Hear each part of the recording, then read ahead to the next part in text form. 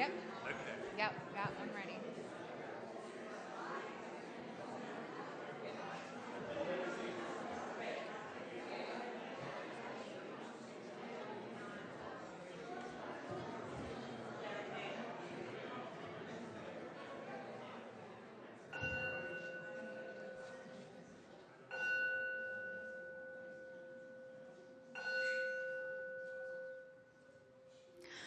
Good morning, Sunnyhill. We're starting out singing today, so please rise in body or spirit and join me in singing, Won't You Be My Neighbor?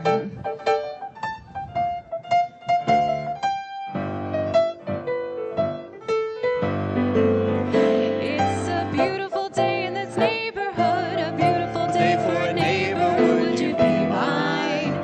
Could you be mine? It's a neighborly day in this beauty wood, a neighborly day for a beauty. Would you be mine? Could you be mine? I have always wanted to have a neighbor just like you. I've always wanted to live in a neighborhood with you. So let's make the most of this beautiful day. Since we're together, we might as well say, would you be mine? Could you be mine? Won't you be my neighbor? Won't you please? Won't you please? Please won't you be my neighbor? Woo! Thank you. Please be seated.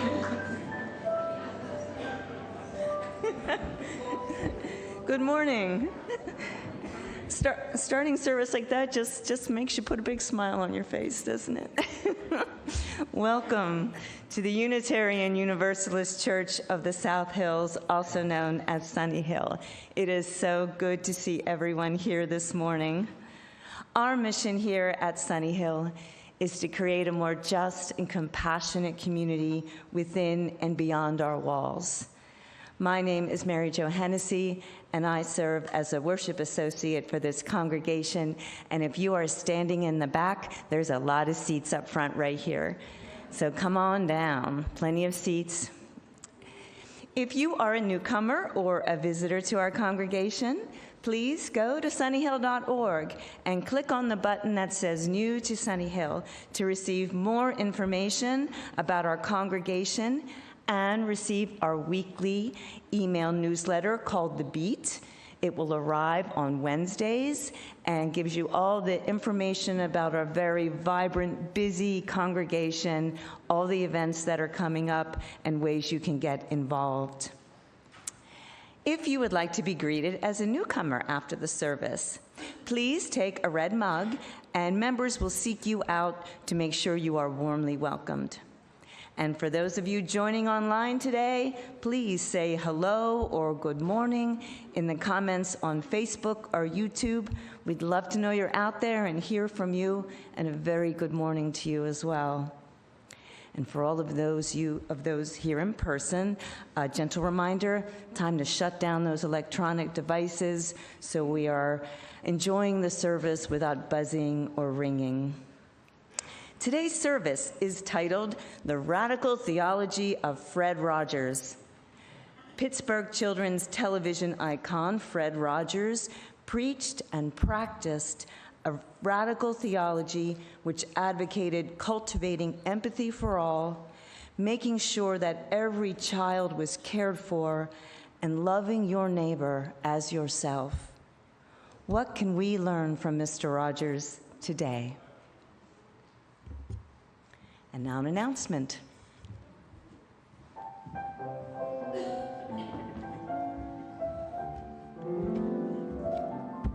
I feel like I should be changing my shoes and cardigan. Good morning. My name is Roxy Mountjoy, and I serve as a board member here at Sunnyhill. One of our board initiatives this church year is to deepen membership engagement, giving everyone a chance to feel more connected and be better neighbors. This is amazing. Here at Sunnyhill, and you're in luck. We have 3 really pressing needs that you can all answer the call for. The first and most important is RE. As you know, we go to 2 services next week, and right now we do not have enough teachers to offer RE during the second session. So if you are interested in filling this very important and fun role at Sunnyhill, please see Jen after the service. Additionally, next week we have the soup and chili cook-off on Saturday. We would love to have many hands making light work with setup and cleanup. And finally, we have the pumpkin patch starting next week, and we need everyone to help unload the pumpkins after the second service. If you are interested in any of those 2 things, there will be a table outside after the service for more information. Thank you very much.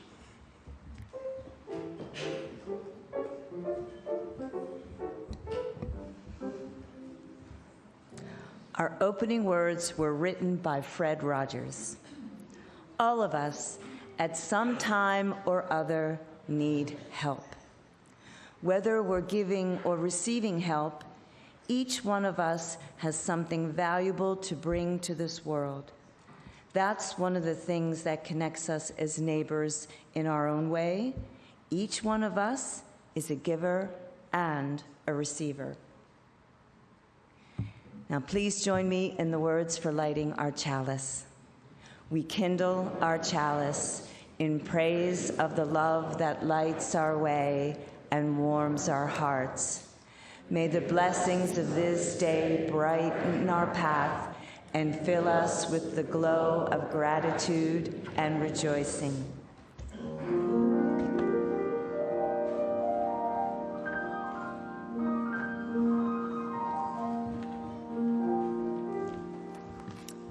Good morning, everybody. I invite our new members to come forward this morning.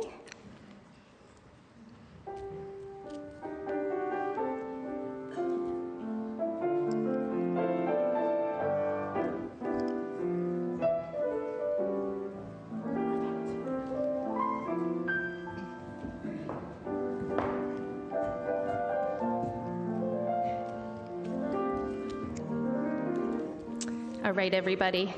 My name's Bethany Thornton, and I'm the membership director here at Sunnyhill, and I'm just going to introduce all of these fine folks this morning before we do our ceremony. First, we have Frank and Yvonne Corrado, and their 2 kiddos, and they look forward to watching their children grow and learn about themselves and how they fit into a thriving community here at Sunnyhill. Next, we have Carol Hernandez and Jenna Olson, right there. And as a transgender woman, Jenna found Sunnyhill and feels so welcomed without being judged, and she feels like she has found a home here. And Carol looks forward to being a part of a vibrant, welcoming community and being able to participate in more church activities. She is looking forward to meeting more people and participating in volunteer opportunities inside and outside of church. Next is Barb Schock. Barb is excited about becoming a part of a vibrant, open, warm congregation that thrives on diversity, asking questions, and fun. And we also have John Lewis, who's joining this morning, but he was coming straight from work and is running a little bit late. So his picture's on the board right outside of the sanctuary, so make sure you say hi to him this morning. But he's been coming to services for several months after visiting lots of other faith communities, and he's looking forward to being part of the Sunnyhill social justice team, and he's already been outside mowing the Sunnyhill lawn last week, so he's helping out. So make sure you stop and say welcome to him after the service this morning as well. It's one of the best jobs because you get to drive our tractor around. So just keep that in mind. Today we welcome into our congregation these new members who have chosen to become a part of this church. We are so glad to have each of you with us and delighted that you've chosen to share this part of your journey with us. Will you accept our gifts of fellowship, mutual support, and service? Will you offer us your unique presence and gifts? And will you work with us as we seek to create a community and a world dedicated to compassion and justice? If so, please say, we will. We will. Congregation, will you welcome these new members with the warmth and comfort of your fellowship? Will you seek to add your strengths and talents to the new gifts they bring? And will you share our triumphs and struggles as our community grows and changes? If so, please say, we will. We will. Let us say together the words on our screen which reflect our common purpose and common love in the midst of our diversity of beliefs. Love is the spirit of this church, and service its law.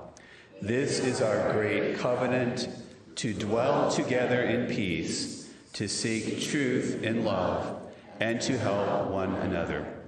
Please join me in welcoming our new members.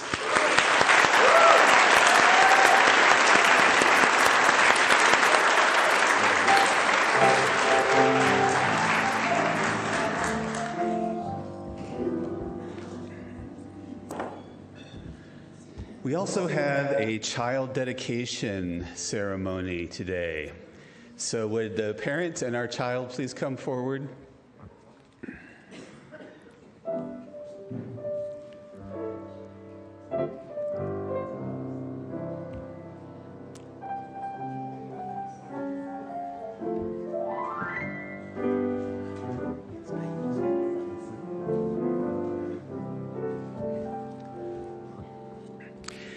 Unitarian Universalists believe that every child brings new life and new hope into the world. We set aside a special time called simply a ceremony of dedication for the community to bless the children and celebrate the gift of their lives. When we dedicate a child, we acknowledge that each child's life is sacred and hold that truth in the light of our faith. Today we have with us Aiden Robert Snigaki and his parents, Terry and Adam. To the congregation, this family has come to this congregation for support. Do you, the members and friends of this congregation, promise to affirm them as a family? Do you promise to create a safe environment for them where they can engage in their free and responsible search for truth and meaning? And do you promise to help them learn the value of a loving, religious community? If so, please say, we do. We do. To the parents, do you promise to raise your child to the best of your ability, to listen as well as teach, to balance their freedom to explore with their safety, to nurture their physical, emotional, and spiritual lives? If so, please say, we do. All right, now the ceremony.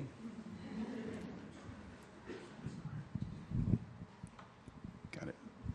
All right, so there's a little business with the rose I'm going to touch to you in several places, and I'm going to give it to you to hold on to, okay? We'll try it out and see. It's all going to be fine.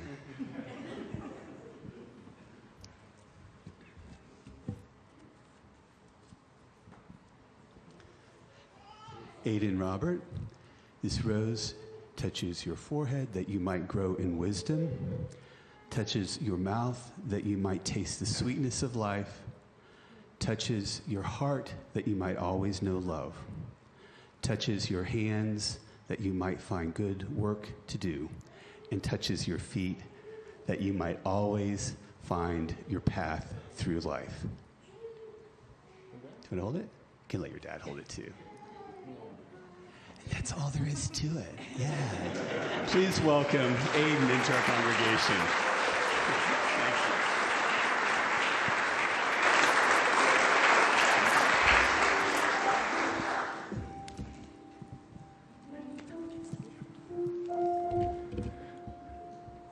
So our child dedication took the place of our story today. We ask any children who are going to religious education to please leave now as Rini plays some traveling music for you to find your way.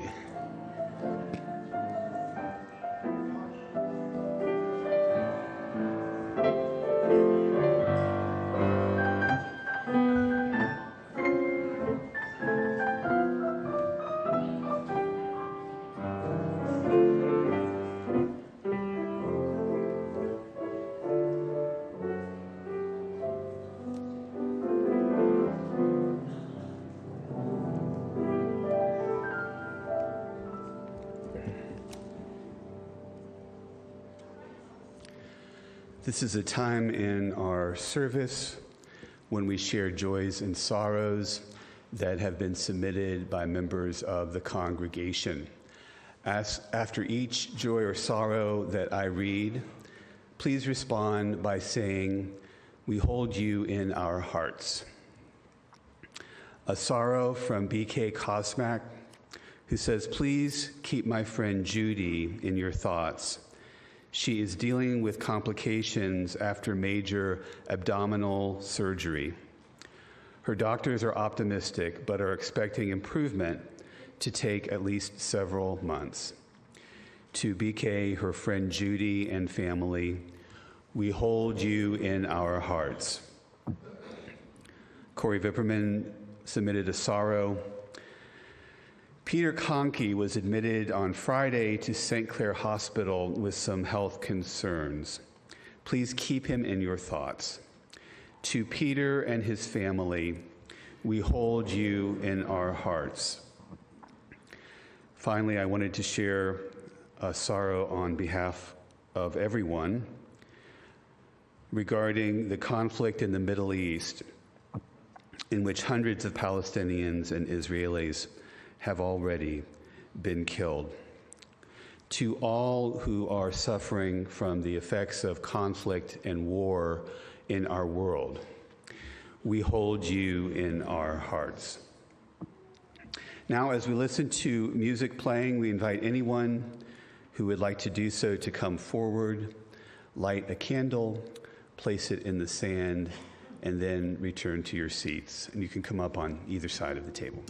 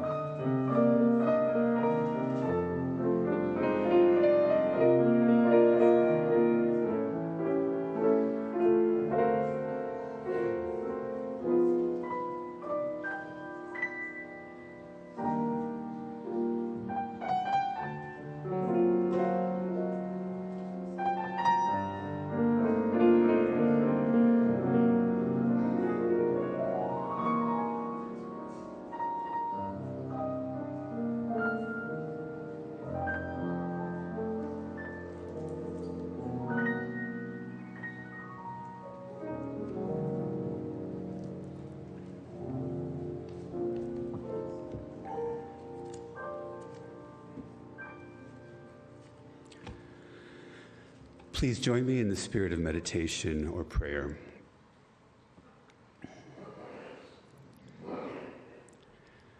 We pause for a moment of stillness in the midst of endless quaking and movement.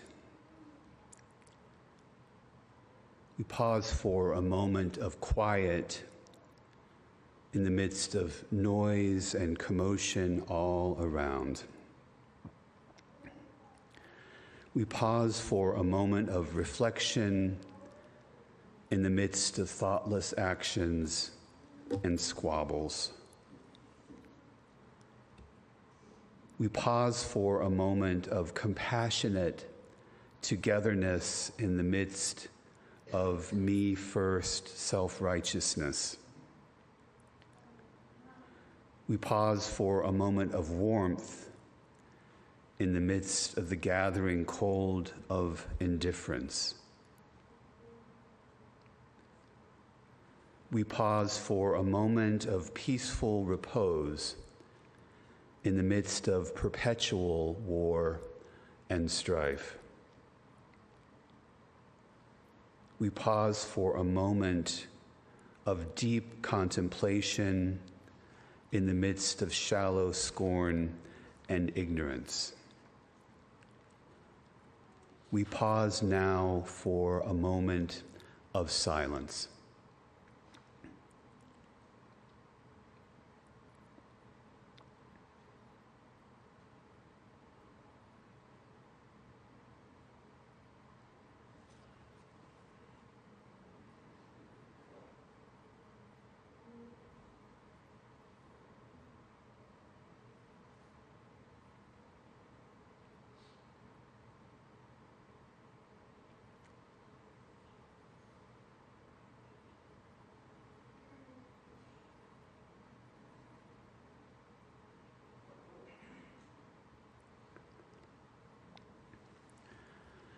Today and always may we meet uncertainty with equanimity, anxiety with courage, fear with love.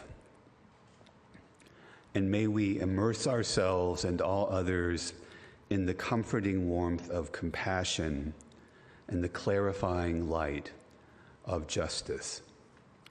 Amen.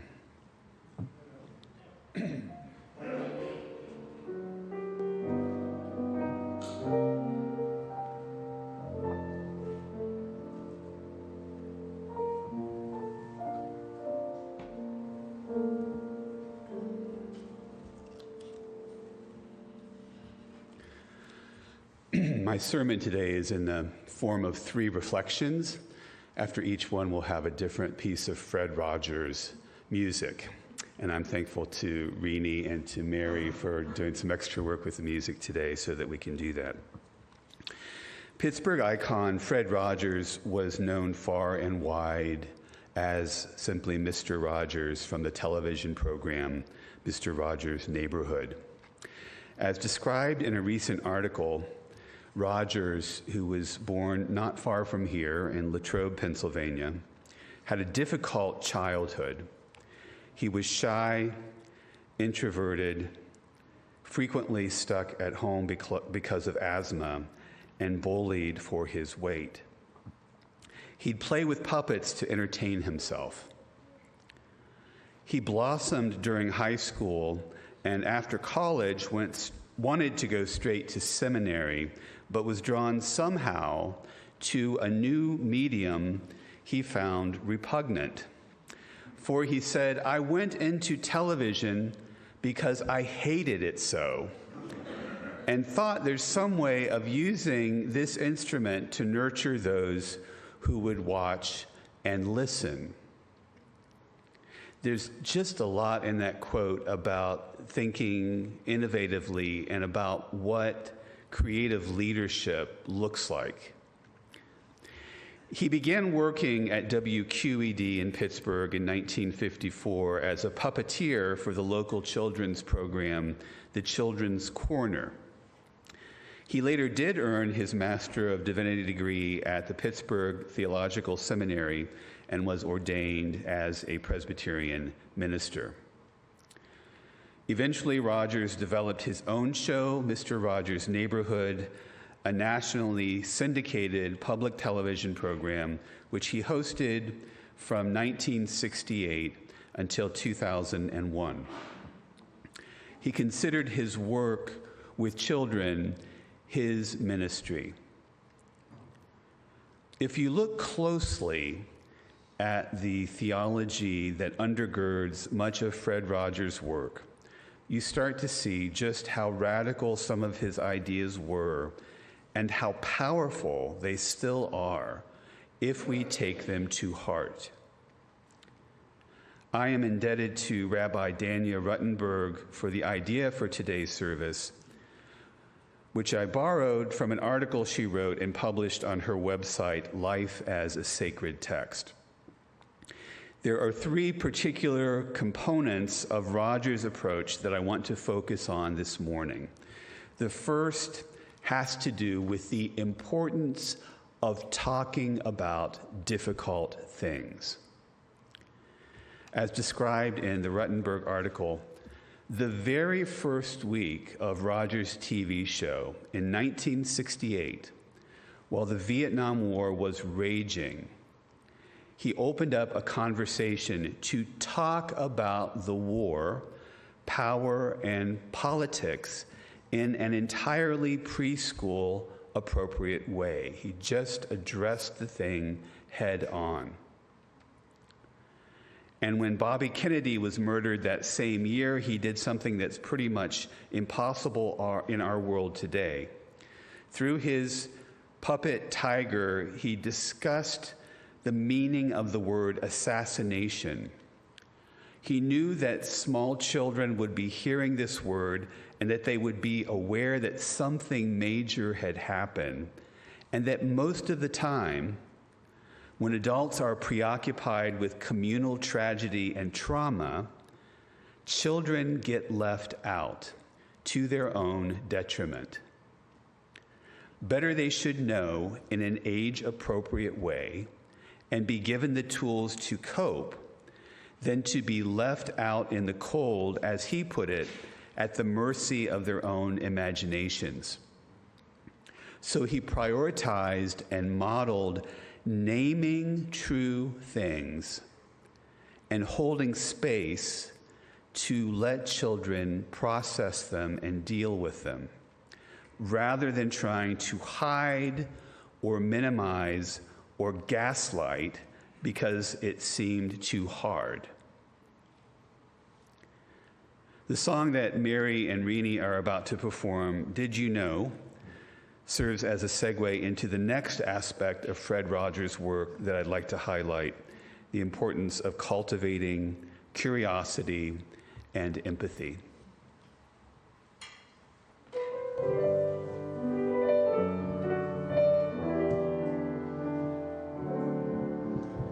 Did you know? Did you know? Did you know that it's all right to wonder? Did you know that it's all right to wonder? There are all kinds of wonderful things. Did you know? Did you know? Did you know that it's all right to marvel? Did you know that it's all right to marvel? There are all kinds of marvelous things. You can ask a lot of questions about the world and your place in it. You can ask about people's feelings. You can find the sky's the limit. Did you know? Did you know? Did you know when you wonder you're learning? Did you know when you marvel you're learning about all kinds of wonderful, all kinds of marvelous, marvelously wonderful things?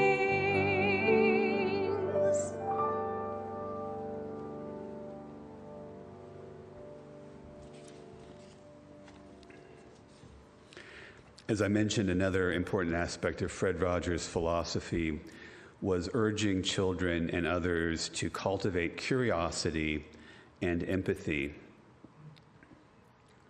One of my favorite Fred Rogers quotes that gets floated around anytime anything horrific happens is this one.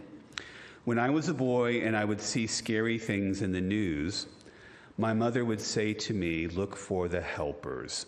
You will always find people who are helping.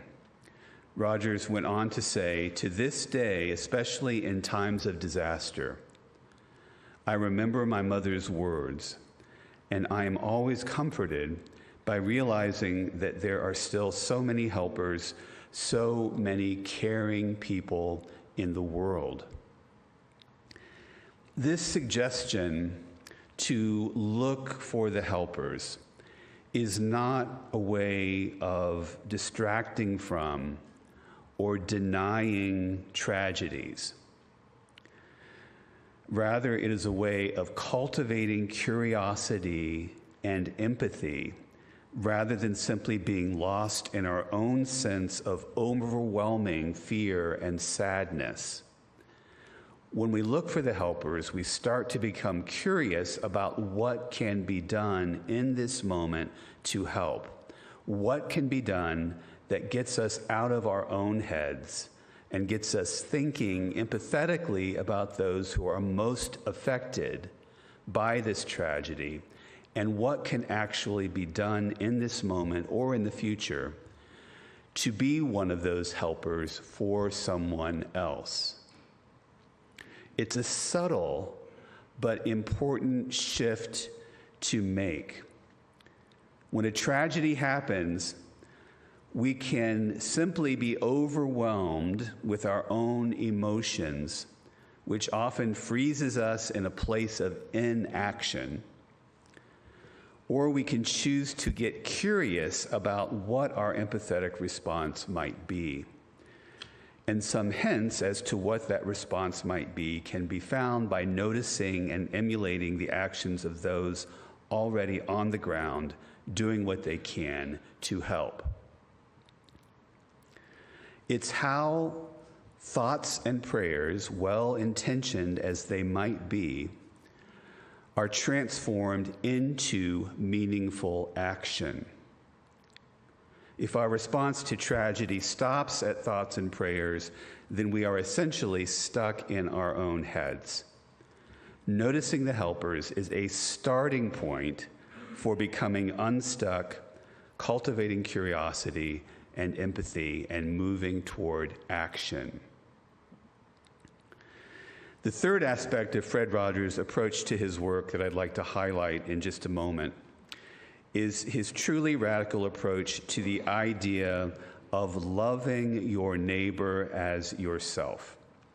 And as a way into this idea, we'll hear Mary and Rini perform Many Ways to Say I Love You.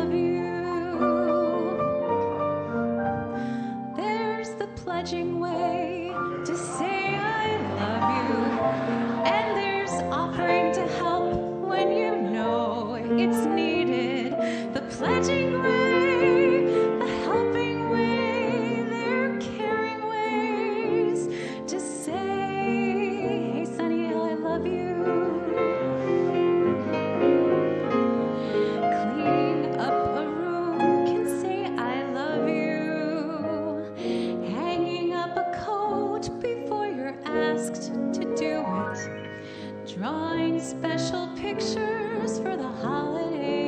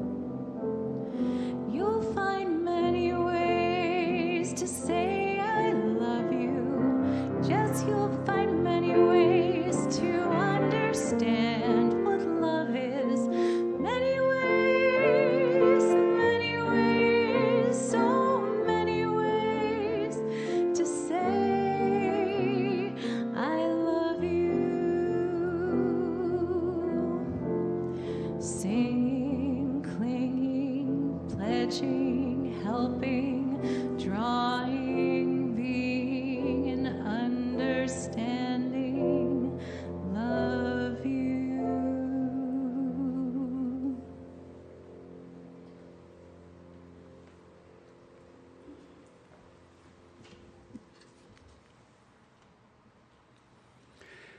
While he was a Presbyterian, Fred Rogers was not a strict Calvinist in his religious outlook.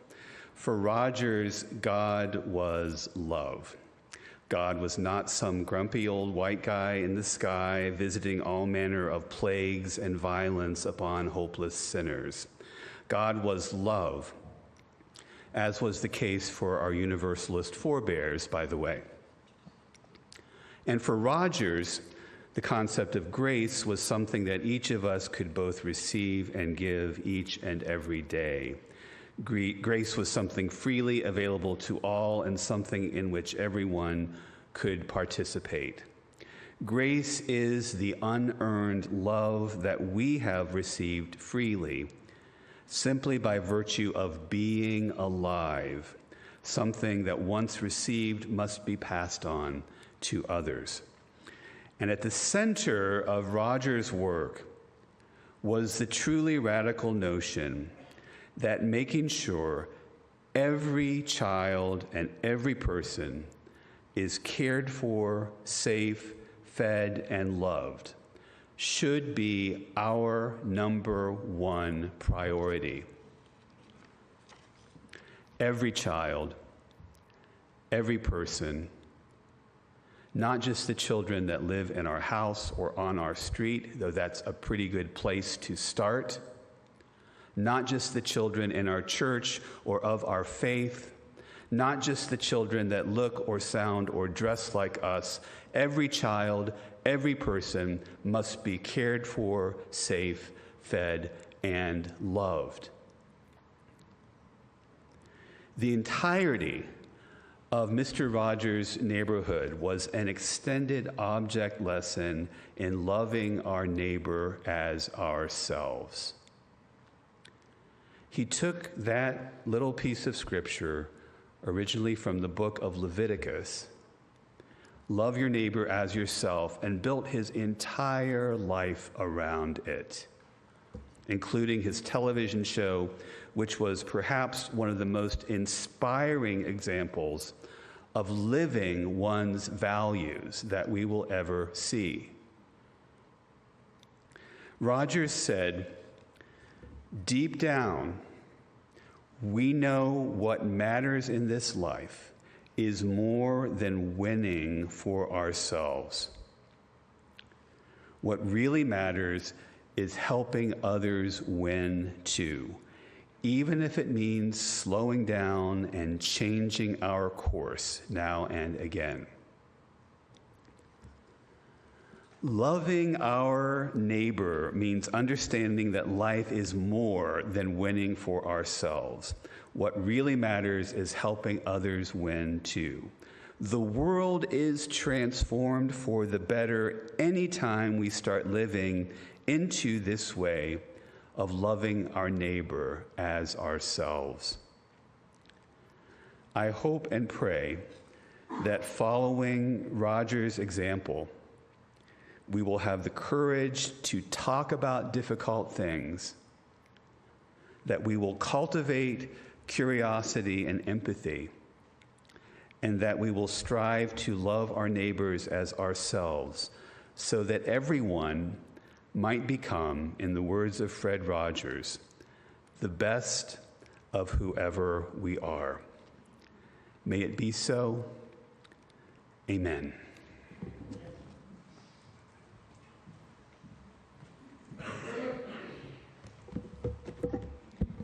It is time for our morning offering.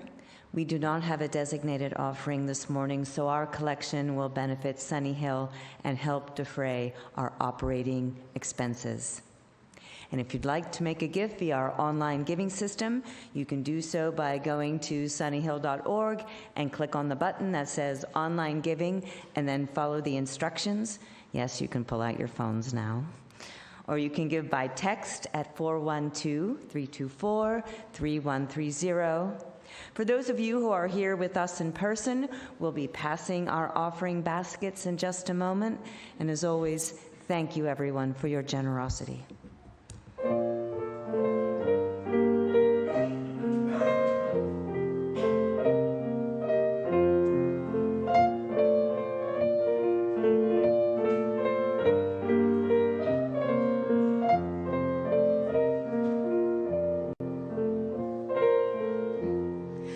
You are my friend, you are special, you are my friend. You are special to me, you are the only one like you, my friend. I like you in the daytime, in the nighttime, anytime that you feel's the right time for a friendship with me. You see, Friend, special. You are my friend. You're special to me. There's only one in this wonderful world. You are special.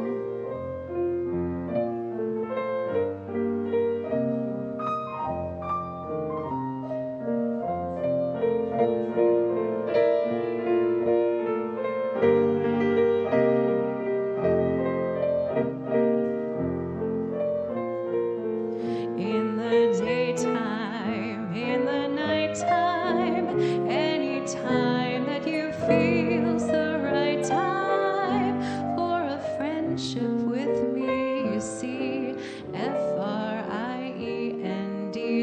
special. You are my friend. You're special to me. There's only one in this wonderful world. You are special.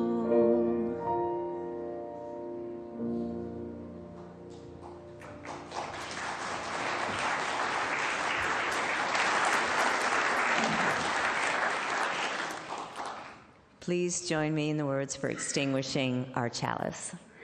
We extinguish this flame, but not the light of truth, the warmth of community, or the fire of commitment. These we carry in our hearts until we are together again. We're going to sing our closing words today in just a second. Before we do so, I wanted to mention that we have, I believe, a table in the fellowship hall today with some postcards to sign, which are to advocate to our legislators for some legislation having to do with the living wage for everyone. So please check that out after the service in the fellowship hall. And for now, we will close with "It's Such a Good Feeling." Please rise and bow to your spirits. Get your fingers ready to snap. It's snappy. It's such a good feeling to know you're alive. It's such a